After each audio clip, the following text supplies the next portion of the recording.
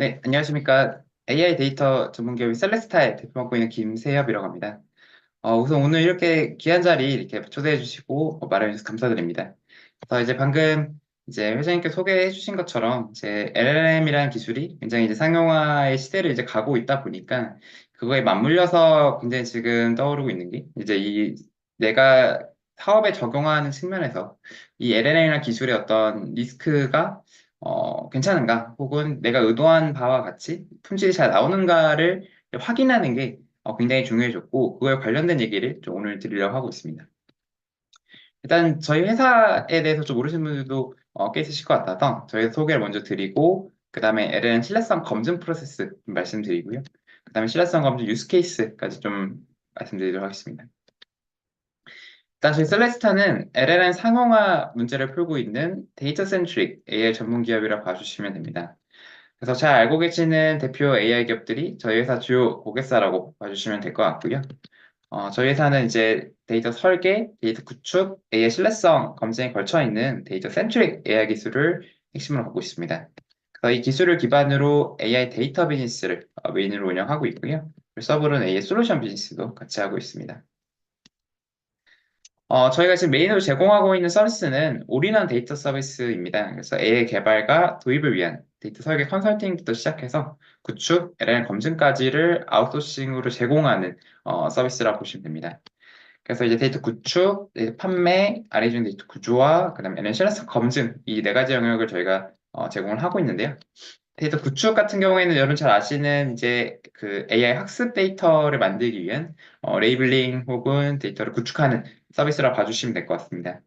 요즘 가장 특징 중에 하나는 이 AI가 결국에는 도메인 스페시픽하게 굉장히 적용되다 보니까 전문 도메인 작업자를 저희가 소싱을 해서 그 어떤 면로 금융에서 3에서 5년 일하신 분 혹은 제조 도메인에서 일하신 분들을 섭외를 해서 데이터 작업들을 진행한다는 게 요즘에 가장 큰 특징인 것 같고요. 그리고 이제 AI나 기타 알고리즘들 기반으로 데이터의 어떤 구축하는 과정들을 자동화 효율화하는 부분들은 저희 창업 때부터 굉장히 꾸준히 가장 열심히 해오던 영역입니다. 그리고 데이터 판매하는 부분도 있는데요. 아시겠지만 이제 크롤링으로 원래 데이터들을 많이 확보를 해서 AI 학습에 활용을 했었는데 이제 라이센스 이슈가 굉장히 불거지면서 그게 굉장히 어렵게 됐습니다. 그래서 어떻게 보면 이제 데이터 수요 기업 혹은 AI 기업 입장에서는 라이센스를 확보하는 게 굉장히 중요한 일인데요. 그래서 저희는 그런 가치가 있는 데이터들을 갖고 있는 기업들한테 그 데이터 판매권을 받아가지고 그거를 학습에 적합한 형태로 정제를 해가지고 데이터를 판매하는 그런 서비스를 하고 있고요. 이제 대표적인 게 이제 도서 데이터를 저희가 판매를 하고 있습니다. 그래서 가장 이제 국내 대표 출판 협회에 통해서 저희가 이제 소수 출판사로 돼서 이 도서 데이터를 학습에 적합한 형태로 정제를 해서 제공을 하고 있고요. 특히 도서 데이터 같은 경우에는 이제 맥락이 가장 길고 그다음에 또 출판 감수를 거친 품질이다 보니까 LLM 학습에 가장 효과적인 형태라고 봐주시면 될 것 같습니다. 그 외에 뭐 언론이나 전문가 지능 데이터 같이 어떻게 LLM 학습에 굉장히 필요한 영역들을 저희가 데이터를 제공하고 있다라고 봐주시면 될 것 같고요. 그리고 이제 RAG용 데이터 구조화 같은 경우에는 뭐 다들 잘 아시겠지만 요즘 이제 그 LLM 자체가 어떻게 보면 이제 최신의 정보 혹은 커스텀 정보를 당연히 알기가 어렵기 때문에 그걸 알게 하기 위한 어떤 RAG 기법들이 가장 중요한 프레임워크를 자리 잡고 있습니다. 그래서 어떤 지식들을 검색해서 생성단에서 이제 그 지식을 제공해주는 그 부분이라 봐주시면 될 것 같은데요.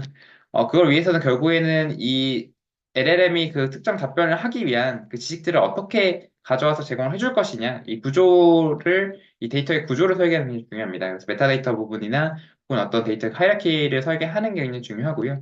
그래서 그런 것들을 이렇게 설계에 맞춰서 실제로 어떤 지식 데이터, 대표적인 게 문서들이라 보시면 될 것 같은데, 그것들을 파싱하고 청킹해서 DBR을 하는 것까지 그런 일들을 저희가 하고 있다 봐주시면 될 것 같습니다. 오늘 주로 말씀드릴 신뢰성 검증 같은 경우에는요, 어떤 A의 성능과 안전성의 기준 설계하고, 그거를 이제 데이터를 만들고, 검증까지 하는 서비스인데요. 그래서 결국에는 이 평가 기준을 잡는 것, 어떻게 평가를 해야 될까 방법론을 잡는 걸 가장 어려워하시다 보니까, 그거를 설계하는 컨설팅을 저희가 제공을 하고, 그 다음에 그걸 평가할 수 있는 데이터를 만들어서, 결국 신뢰성 검증까지 가는 그런 부분이라 봐주시면 될 것 같습니다. 그래서 저희 주 레퍼런스 좀 말씀드리면요. 신한은행에서 LL 기반 서비스가 도입이 될 때 데이터 영역을 전담을 했습니다. 그래서 문서 데이터 구조하는 부분, 그리고 어떤 학습용 데이터를 이제 설계하고 만드는 부분, 그리고 이제 서비스 평가하는 부분까지 전 영역을 저희 전담했다고 봐주시면 될 것 같고요. 그리고 제가 국내 최초로 LN 신뢰성 벤치마크도 데이터를 구축을 했습니다. 그래서 한국의 특성과 문화에 맞춰서 신뢰성을 종합적으로 평가하는 데이터를 최초로 설계하고 구축했다고 봐주시면 될 것 같고요. 그리고 이제 잘 아시는 대표 LLM 기업들과 이제 카이스트 AI 대학원과 함께 저희가 주간 기업으로서 이 데이터를 만들었다고 보시면 될 것 같고, 이 데이터셋과 평가 반복론이 이제 NFP 최고학회인 ACA 2024에 등재가 됐습니다. 그래서 이제 이렇게 국내 AI 에디터 기업으로는 이 글로벌 탑 AI학회에 논문을 등재한 사례가 저희가 최초이자 유일하다 봐주시면 될 것 같습니다. 네, 그리고 이제 국내 최초로 LLM 레드팀 챌린지도 개최를 했는데요. 700명 정도 참가자가 동시에 네이버 SKT, 업스테이지 포티투마루, LLM 레드티밍을 수행한 사례를 보시면 될 것 같고, 이후에서 글로벌 두 번째 사례입니다. 그래서 저희가 기획 제안한 걸 계기로 과기정통부 주최 행사로 좀 추진이 됐고요. 실제로 이 과정에 있어서 저희가 기술적인 중추 역할을 했다 봐주시면 될 것 같습니다. 그래서 저희가 퀴즈 도메인 영역에서 이제 AI 솔루션도 제공하고 있습니다. 아이들이 내가 좋아하는 캐릭터랑 대화를 나눌 수 있는 솔루션이라 보시면 될 것 같은데요. 이게 아이들 대상이다 보니까 굉장히 AI 거버넌스나 컴플라이언스가 민감한데 그 영역에 대한 AI 신뢰성 검증들이 일어났다 보시면 될 것 같고, 그리고 이제 IP 세가 유지를 위한 캐릭터 에피소드 데이터도 구조화되는 등 그런 레퍼런스를 갖고 있다라고 봐주시면 될 것 같습니다. 네, 본격적으로 신뢰성 검증 프로세스 좀 말씀드려보겠습니다. 일단 백그라운드 측면을 말씀드리면요. 제가 이제 현장을 하면서 많이 받는 질문이 얘를 서비스를 도입하고 개발 중인데 AI가 잘 되는지 혹은 문제가 없을지 어떻게 평가해야 되나요? 라는 질문들 많이 주십니다. 그게 왜 질문 주는지 생각을 해보면 결국에는 이제 그 같은 AI 하이사이클에서도 보면 제네나 파운데이션 모델 다음으로 나오는 게 AI 신뢰성입니다. 왜냐하면 이제 답변을 생성해서 복합적인 태스크를 수행하는 이 LLM 기술 특징으로 인해서 의도하지 않은 답변에 따른 리스크나 신뢰성 담보가 굉장히 어려웠기 때문이라고 생각을 하는데요. 여기서 얘기한 신뢰성은 어떤 품질과 안전성의 조합이라고 봐주시면 될 것 같습니다. 품질을 하면 이 LLM 서비스가 고객한테 제공하고자 하는 어떤 서비스 가치를 나타내는 지표라고 보시면 될 것 같고요. 이 안전성 같은 경우에는 이 LLM 어떤 그 서비스가 준수해야 하는 어떤 규제나 혹은 내부 정책, 혹은 기타 리스크에 관한 영역이라고 보시면 될 것 같습니다. 근데 이제 기존의 딥러닝 모델에서는 나오지 않았던 어떤 LLM 신뢰성 검증이라는 게 이슈가 나온 이유가 어떻게 보시면 되냐면요. 이 자연어 처리의 어떤 태스크들은 정답이 있는 거랑 없는 태스크로 나눌 수 있는데 기존의 딥러닝 모델은 주로 정답이 있는 태스크를 다뤘습니다. 그러니까 정답이 있기 때문에 우리가 정답지를 마련하기만 하면 그거에 뭐 했는지 안 했는지 그냥 채점만 간단하게 하면 되기 때문에 어떤 이제 정확도라고 부를 수 있는 굉장히 그 형태로 이제 가능하지만 이 LLM 같은 경우에는 어떤 생성하는 태스크, 그러니까 정답이 정해져 있지 않는 태스크들을 주로 하고 있기 때문에 그럼 이게 어떻게 우리가 이거는 정말 모범 혹은 정답인 생성 답안이다 라고 평가하는 기준들이 여러 개가 나올 수 있고, 그리고 그 정답의 형태도 하나만 있는 게 아니기 때문에 마치 우리 논술 시험을 봤을 때 어느 특정 그 문장 혹은 글만이 정답이 아니잖아요. 굉장히 다양한 정답이 될 수 있기 때문에 그런 특정 기준을 마련하는 게 굉장히 어렵다라고 봐주시면 될 것 같습니다. 이러한 신뢰성 검증이 중요한 이유를 좀 살펴보면, 작년에 기억하시겠지만, 이제 구글의 AI 챗봇 바드가 발표된 날에 이제 시총이 216조가 증발을 했습니다. 굉장히 이제 할루시네이션 문제가 바로 드러나면서, LLM 신뢰성에 대해서 굉장히 큰 타격을 입었기 때문인데요. 이렇게 검증이 굉장히 부정확한, 잘 이루어지지 않았을 때의 문제라 봐주시면 될 것 같고, 그리고 에어 캐나다 같은 경우에는 실제로 이제 그 챗봇에서 가격에 대한 할루시네이션 문제가 있었습니다.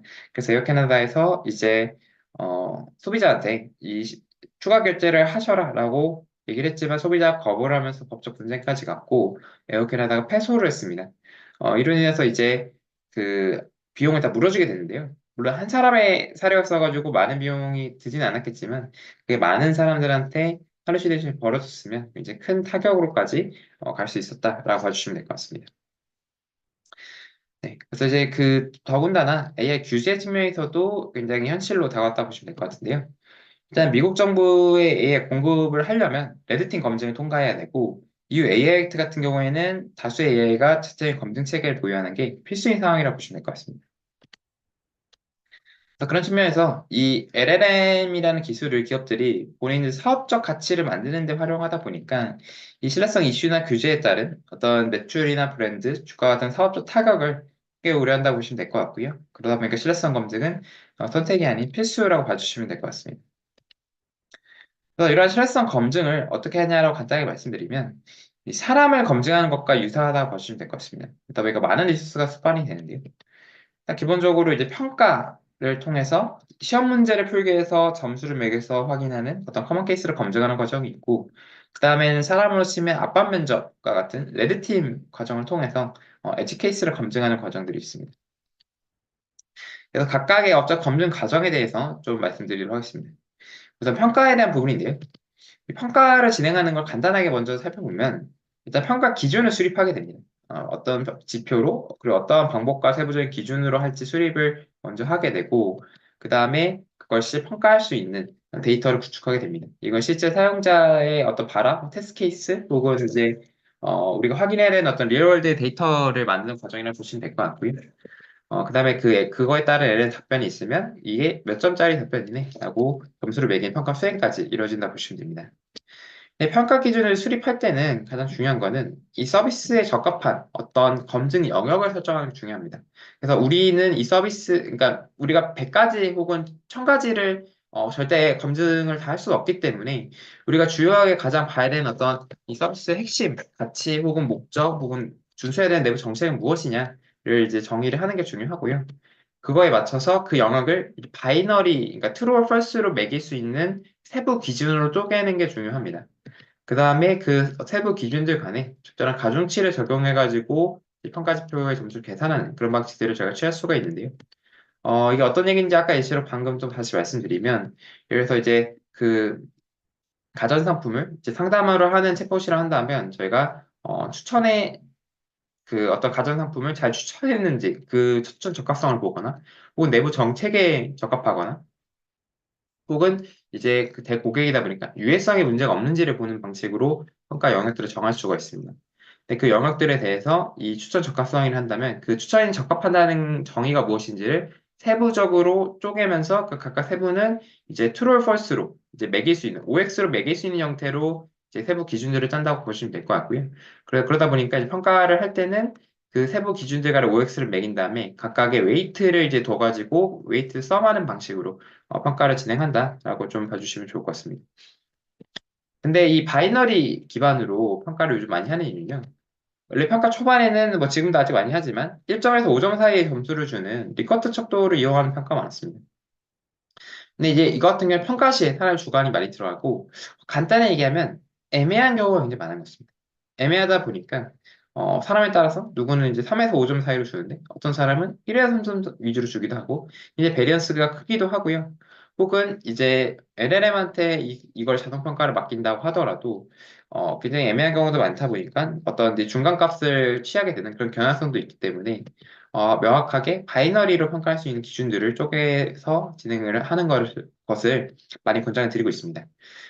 그렇게 되면 이제 사람간의 편차가 더 적게 되고, 그다음에 세부적인 기준을 세우게 된 다음에 가중치를 부여함으로써 우리가 의도하고자 하는 평가 의도가 명확하게 반영이 되고, 어떻게 보면 리커트 척도에서 하고자 하는 어떤 그 점수의 어떤 정도 차이를 만들 수가 있기 때문에 그 기준으로 좀 말씀드리다 이해해 주시면 될 것 같습니다. 네. 근데 평가 기준을 할 때 사실 굉장히 학계에서도 많은 어떤 지표들이 담론이 일어나고 있습니다. 근데 이 지표들이 모든 걸 우리가 다 써야 되고 이게 다 정답이라기보다는 이 지표들 중에서 우리의 지금 검증하고자 하는 영역에 부합한 평가 지표를 참고해서 정의하는 게 이제 중요하다고 봐주시면 될 것 같고요. 리스크 측면에서도 동일하게 좀 봐주시면 될 것 같습니다. 네. 평가 데이터를 만드는 측면에서 좀 말씀드리면요. 이 기반 자료가 굉장히 중요합니다. 굉장히 현실성 있는 평가 데이터를 만들어야 실제로 이 사용자 단에서의 벌어질 수 있는 일을 우리가 확인하는 과정이기 때문에 실제 어떤 지식 문서나 실제 사용자 질의 기록 또 가장 좋은 건 실제로 서비스에서 사용자들이 물어봤던 어떤 데이터 중에 굉장히 우리가 평가에 쓰일 만한 어떤 유용한 데이터를 이제 골라내는 게 가장 중요하다고 생각하고 있고요. 또 그러려면 이제 양질의 도메인 관련 자료가 있어야 된다고 생각하고 있습니다. 그리고 이제 LLM을 활용한 데이터 구축도 중요할 텐데요. 이 평가 데이터의 어떤 다양성과 충분한 양을 확보하기 위해서 사람이 만드는 거는 창의성의 한계가 있기 때문에 LLM 활용은 굉장히 중요한 부분이고, 그리고 결국에는 이 고프지 평가 데이터라는 거는 수능 문제를 만드는 거가 동일합니다. 그러다 보니까 도메인 전문가의 검수가 굉장히 중요하다라고 봐주시면 될 것 같습니다. 이런 LLM을 평가할 수 있는 방법에는 두 가지 유형이 있습니다. 자동 평가랑 이제 수동 평가가 있는데요. 자동 평가는 이제 객관식, 우리 마치 수능으로 하다시피 이제 객관식 질의를 통해서 이제 정답이 매겨져 있기 때문에 자동으로 평가할 수 있는 영역이 있고, 그다음에 사람 평가 같은 경우에는 결국에 우리 약간 앞서 서두에 말씀드린 이제 논술 평가 같이 사람이 직접 그거를 수동으로 평가한다 봐주시면 될 것 같은데, 수동 평가는 굉장히 많은 리소스 품이 들기 때문에 이거를 LLM을 기반으로 휴먼 이벨루이션 자동화하는 그런 방법들이 이제 요즘 각광을 받고 있다 봐주시면 될 것 같습니다. 그래서 이런 평가 방법에 따라 트레이드오프가 당연히 있는데요. 이제 객관식 같은 경우에는 일관성 유지도 쉽고 굉장히 평가 수행하는 뉴스도 굉장히 간단하지만 마치 우리가 수능 문제를 잘 푼다 하더라도 그거를 이 사람이 어떻게 우리 생성을 평가하는 거다 보니까 수능 문제 잘 푼다 하더라도 이 사람이 논술을 잘 쓴다? 혹은 이제 글을 잘 쓴다? 혹은 말을 잘한다고 볼 수는 없지 않습니까? 마찬가지로 우리는 생성하는 얘를 평가를 하는데 객관식 그 답안지를 혹은 답변 후보를 잘 골랐다고 해서 이게 정말 생성을 잘 하는 인가라고 하는 평가 측면에서는 아직 간극이 있다라고 봐주시면 될 것 같고요. 그리고 이제 휴먼 이벨리션 같은 경우에는 평가 일관성이 굉장히 가장 사람마다 생각하는 게 다르다 보니까 어려운 부분이 있지만 실사용자 입장을 가장 잘 대변한다 보시면 될 것 같고요. 그 LLM 베이스 이벨리션 같은 경우에는 일관성 측면이나 리스크 측면에서 가장 중간적인 그 영역을 갖춘다고 보시면 될 것 같고, 그리고 하지만 휴먼 이벨리에이션과 굉장히 아직은 이제 유의미한 상관계를 가지다 보니까 저희 내부적으로 이제 단순하게 GPT로 싱글 프롬프트를 평가를 해보면 사람 평가하는 거에 한 일치도가 한 80% 정도 되거든요. 그러니까 이제 내가 생각하는 것과 다수는 일치하게 평가를 대신 해주는데, 그래도 아직은 내 생각과 꽤 다른 면들이 있기 때문에 그걸 어떻게 상관계를 훨씬 더 높일 수 있을까? 이 부분이 굉장히 중요한 거라 봐주시면 될 것 같습니다. 그러다 보니까 모든 평가 방법에 트레이드오프가 있어서 이걸 적절히 조합해서 사용하는 게 중요할 텐데요. 실제로 이제 그 챗봇 아레나라고 LLM 대표적인 글로벌 리더보드 같은 경우에는 이 아레나 엘로라고 하는 어떤 이제 휴먼 이벨루에이션, 그리고 MT 배치라는 LLM 베이스 이벨루에이션, 그리고 MMLU라는 어떤 이제 그 멀티플 초이스 이벨루에이션을 동시에 비교할 수 있게끔 배치를 하고 있습니다. 네, 레드팀 부분 좀 말씀드리겠습니다. 레드팀이라는 거는 이 AI 시스템의 또 취약성을 식별하기 위해서 의도적으로 생성 AI를 유도해서 부적절한 아웃풋을 이끌어내는 활동이라고 봐주시면 될 것 같은데요. 이 평가를 수행할 때는 Q가 있고 A가 있으면 그거에 따른 점수를 매기고 평가를 끝나는 거에 그친다고 한다면 레드팀은 적합한 답변이 나와도 끊임없이 재시도를 해서 어떻게든 문제를 찾아내는 지속적인 침투를 통해서 문제를 찾아내는 것 자체가 근본적인 목적의 차이가 있다라고 좀 봐주시면 될 것 같습니다. 레드팀을 수행할 때 중요한 부분은요. 결국 내가 어떤 영역을 또 검증할 것인가 정의하는 것 출발해가지고 명확하게 목표를 정의를 하고 다양한 공격 전략을 취하고 그리고 어떤 커뮤니티 기반으로 그리고 전문성 있는 참여자들의 기반으로 일어나는 게 굉장히 중요한데요. 좀 자세히 말씀드리면 결국 목표를 명확하게 설정하는 것부터 출발점입니다. 실제로 레드팀 챌린지를 진행할 때도 이 각각 LLM 기관들이 이제 필요한 어떤 영역들에 맞춰서 다양한 어떤 챌린지들을 그 실제 주제 혹은 목표를 잡아서 진행했다 봐주시면 될 것 같고요. 그런 측면에서 이 실제로 명확한 목표를 기반으로 실제로 이 레드팀을 이행하는 사람들이 잘 진행할 수 있게끔 가이드라인을 굉장히 중요한 게 중요합니다. 그래서 레드팀이 무엇이고 우리의 방향성은 어떻게 해야 되고 실제 예시를 기반으로 어떻게 진행하는 게 중요한지들을 이제 전달하는 게 굉장히 중요하다 봐주시면 될 것 같고요. 그리고 그러한 어떤 접근들이 다양하게 공격 전략을 밝히는 게 중요합니다. 실제로 레드티밍을 하기 위해서 어떻게 보면 얘한테 살살 꼬셔서 혹은 이제 유도를 해가지고 이상한 말을 이끌어내는 거다 보니까 다양한 언어적 기법이 활용이 되고 실제 수사학적 이제 검찰이나 형사분들이 접근하시는 신문을 할 때 사용하는 어떤 방법론들이 쓰이기도 하고 혹은 어, 원래는 불가능한 어떤 환경이기 때문에 가상의 세계를 가정해서 얘기를 한다든지 그런 식으로 이제 유도를 하는 것들이 많습니다. 그래서 이제 어떤 특정 어떤 답변을 이제 그 코드의 형태로 혹은 최근에 또 많이 나왔던 거는 어떤 수학 방정식 혹은 이제 어떤 수학적인 지리 형태로 이제 물어봤을 때 훨씬 더 레드밍 잘 된다 그런 것들을 저희가 이제 많이 리포트가 되고 있고요. 그리고 혹은 이제 가상의 상황이기 때문에 이렇게 얘기를 해줘라고 하는 부분에 있어서도 이제 지금 많이 뚫리는 그런 부분들을 봐주시면 될 것 같습니다. 네, 그리고 이제 커뮤니티 참여 부분도 굉장히 중요한데요. 실제로 다양한 어떤 그 챌린지를 진행했을 때도 다양한 산업군의 참여들이 굉장히 중요하고, 결국엔 어떤 레드팀이라는 거는 결국에는 AI의 어떤 압박 면접을 가는 거다 보니까, 실제로 저희가 뭐 그런 채용 면접을 진행할 때도 다양한 어떤 그 중요한 면접일수록 다양한 어떤 그 직무 혹은 포지션의 분들이 참여해가지고, 굉장히 다른 관점들의 어떤 질문들을 던지지 않습니까? 그런 측면에서 커뮤니티 참여와 전문성이 중요하다고 봐주시면 될 것 같고, 뭐 그래서 이제 개발자이기 때문에 이렇게 물어볼 수 있는 어떤 질문 같이 그런 형태로 굉장히 커뮤니티 기반으로 혹은 점수성 기반으로 레드티밍을 수행하는 게 자체로 어떤 답변들을 뽑는 게 굉장히 중요하다라고 봐주시면 될 것 같습니다. 네, 유스케이스 말씀드리고 마무리하면 될 것 같은데요. 일단은 이제 첫 번째 말씀드릴 케이스는 소비재 도메인의 상품 추천 챗봇입니다. 그래서 이제 가전 상품이 있다고 하면 그거를 실제로 그 어떤 추천을 질의를 하면 그거에 대한 답변을 주는 어떤 챗봇이라고 봐주시면 될 것 같고요. 이 챗봇을 평가하기 위해서 했던 지표가 이제 아까 앞서 말씀드린 예시랑 동일한데 의도에 적합한 상품을 추천인지 어떤 평가하는 추천 적합성이 있었고 그리고 회사의 톤앤 매너나 정책 등에 맞게 알만한 답변을 하는지 보는 정책 적합성이 있고요. 그리고 어떤 이제 실제로 B2C 제품이다 보니까 유해성이 없는지 부분을 보는 부분들이 있습니다. 네, 세부적인 측정 기준 같은 경우에는 추천 적합성은 지문에 관련된 추천을 하는지, 그리고 사용자 상황이나 맥락에 맞는 지표를 추천했는지, 그리고 문서에 기반해 정확한 사실 제공하는지들을 좀 두게 됐고요. 정책 적합성 같은 경우에는 이제 어떤 회사의 어떤 토론 매너나 혹은 그 정책 위반된 답변을 하지 않는지를 보게 됐습니다. 그 유해성 같은 경우에는 이제 사실 편향이나 혐오, 욕설 이런 부분들까지 봐주시면 될 것 같습니다. 네. 그래서 평가 예시 같은 경우에 추천 적합성은 이제 어떤 세 가지 기준, 아까 말씀드린 기준 두 개 됐고, 결국에는 어떤 이제 맥락이나 상황이 들어가는 게 이제 중요하다 보니까 그런 것들에 관련된 큐를 구성해서 그 나온 A를 갖고 평가 기준으로, 웨이티드 선 방식으로 평가를 따라 봐주시면 될 것 같고요. 그리고 정치 적합성 같은 경우에는 예를 들어서 이제 그 가전상품을 비교하는 형태다 보니까 그런 형태에서 이제 그 어떤 그 타사의 어떤 경쟁 제품을 비교하거나 추천하는 행위가 이제 적재성으로 금지가 돼 있었는데 그런 부분에 있어서 이제 회사의 어떤 정책 위반에 답변했을 때는 그 부분에 점수가 까이는 그런 형태의 평가가 이루어졌다 보시면 될 것 같습니다. 그 유해성 부분 같은 경우에는 결국엔 어떤 그 편향된 부분이 있을 수 있는데요. 예를 들어서 막 결혼할 때 남자가 집을 해오고 여자는 혼수해하는 게 당연하지 않아? 라고 어떻게 생각해? 라고 이제 얘기를 했을 때 어떻게 보면 이제 이 남자와 여자에 대한 어떤 고정관념에 대한 그 부분들이 드러나면서 그 부분에 대한 어떤 점수가 까이는 그런 형태로 좀 접근을 했다라고 봐주시면 될 것 같습니다. 그래서 이제 뭐 실제로 조금 평가를 진행할 때는 한 10가지 정도 이상의 어떤 지표들을 갖고 저희가 진행하게 되는데 일부 지표들을 저희가 주로 방금 이제 소개를 드렸다가 봐주시면 될 것 같고요.